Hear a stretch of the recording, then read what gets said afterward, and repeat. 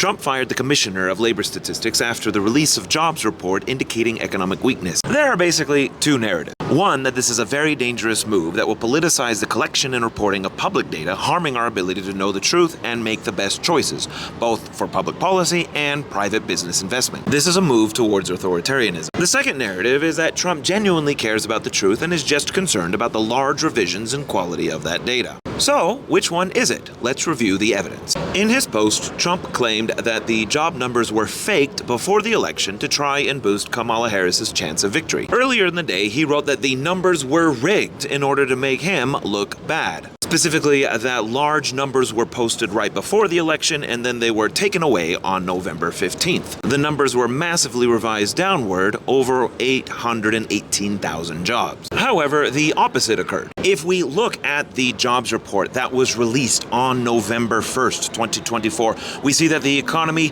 added just 12,000 jobs. The New York Times headline said that job growth stalls in days before vote. NPR also noting that employers added only 12,000 jobs. The 818,000 jobs he refers to is the semi-annual re-benchmark. That occurred in August, significantly before the election. Trump claimed that these revisions set records. In the case of the second-month job revisions, we saw larger swings during COVID twice, and we also saw a previous record way back in the 1960s. In the case of the biannual benchmark, the 818,000 was a large number, but it was larger still way back in 2009. And 2006 over here saw a similar magnitude change. If the president is genuinely concerned about the quality of the data, is he doing things to improve that quality? I argue no. They are already implementing budget cuts to the BLS, limiting their ability to collect data. And in June, the BLS said that this may increase the volatility of the data. In other words, larger revisions. This isn't the only public data being cut. We are seeing less climate data, less gender data for the census, natural disaster data, and others. Nevertheless, the large revisions are significant, and we would rather have more accurate initial estimates.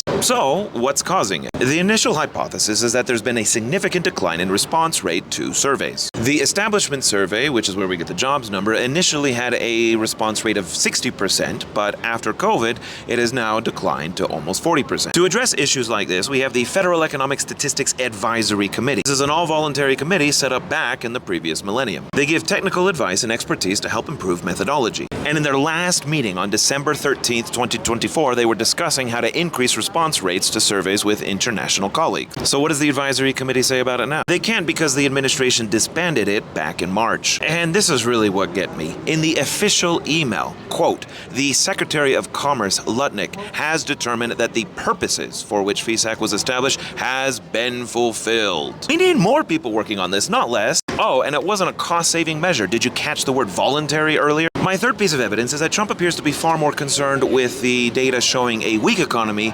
rather than its accuracy. Because if we look at other sources, such as the private data from the payroll company ADP, we see a similar job growth pattern as the BLS data. And in fact, the private data right here in yellow is showing the economy is a little weaker compared to the BLS data. We're following a similar script that we've seen in other authoritarian governments. Venezuela took care of economists who were sharing data showing a decline. But probably a little closer to what we see is what happened in Argentina back in 2007. The night before, Graciela Bevacqua finished reporting projecting the biggest monthly increase in Argentina's inflation in more than 4 years. She told her 3 children she might quit her job as director of the inflation index. But the next day, the decision was made for her.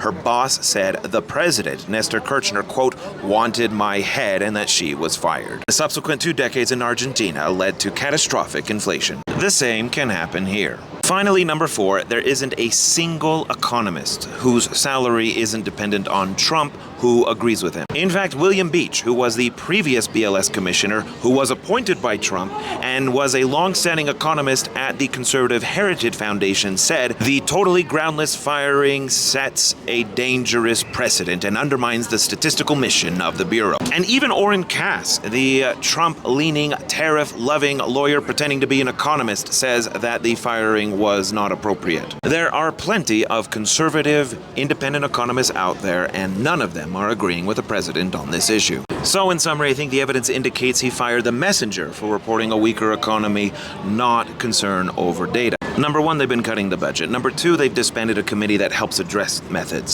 Number three, they claim that the BLS rigged and lied for partisan reasons, even though the reporting on the day before the election showed a weaker economy. And number four, the previous Trump-appointed commissioner is appalled by the firing. The last sentences of his post concern the Federal Reserve. If you want to talk about that more, hit the follow and we'll chat about it in the next video.